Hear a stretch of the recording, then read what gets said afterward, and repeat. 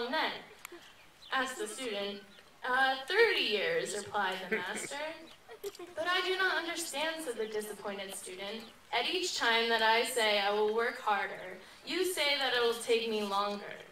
Why do you say that?" Replied the master, "When you have one eye on the goal, you only have one eye on the path." This is the dilemma that I face within the American public education system. We are so focused on a goal, whether it be passing a test or graduating as first in the class. However, in this way, we do not really learn at our fullest. We do whatever it takes to achieve our original objective. Some of you may be thinking, well, if you pass a test or become valedictorian, didn't you learn something? Well, yes, you learned something, but not all that you could have. Perhaps you only learned how to memorize names, places, and dates to later on forget in order to clear your mind for the next test. School is not all that it can be. Right now, it's a place for most people to determine that their goal out is to get out as soon as possible. I'm now accomplishing that goal. I'm graduating. I should look at this as a positive experience, especially being at the top of my class. However, in retrospect, I cannot say that I'm any more intelligent than my peers.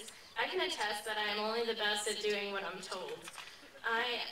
Here I stand, and I'm supposed to be proud that I have completed this period of indoctrination.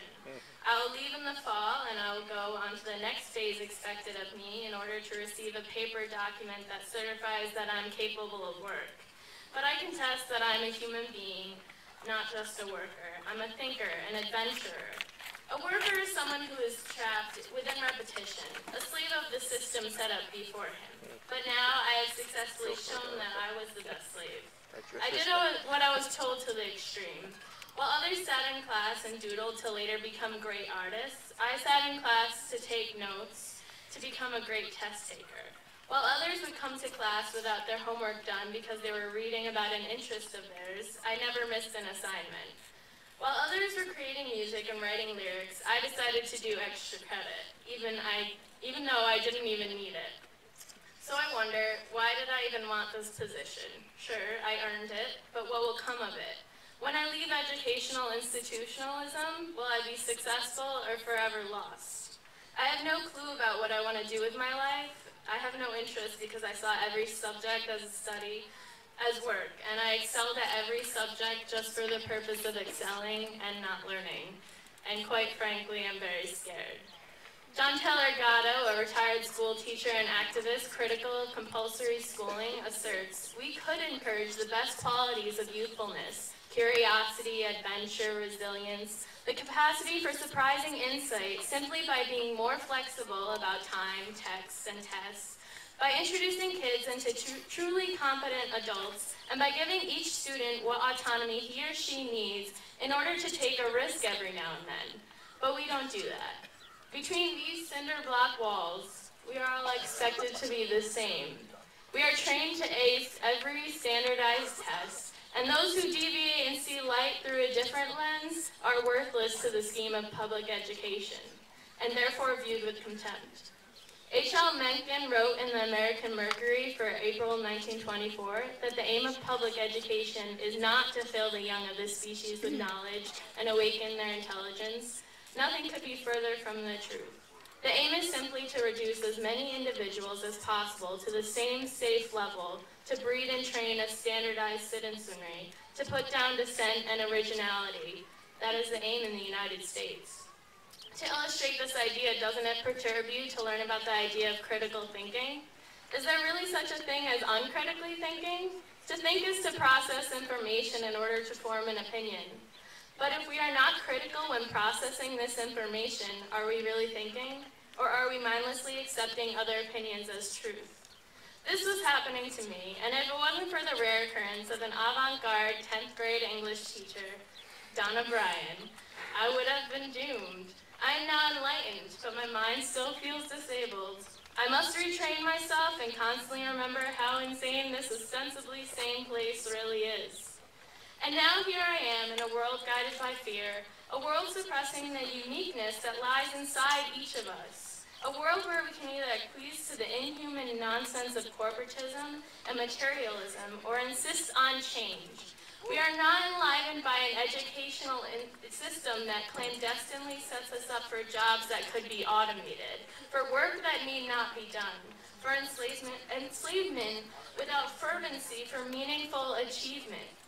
We have no choices in life when money is our motivational force. Our motivational force ought to be passion, but this is lost from the moment we step into a system that trains us rather than inspires us.